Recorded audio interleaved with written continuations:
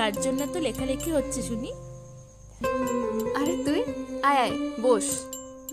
কিরে, প্রেম প্রেম করছিস নাকি? ধ্যাত, কি যে বলিস না তুই। তাই না? আচ্ছা, তুই কখনো প্রেম করেছিস, ভালোবেসেছিস কাউকে?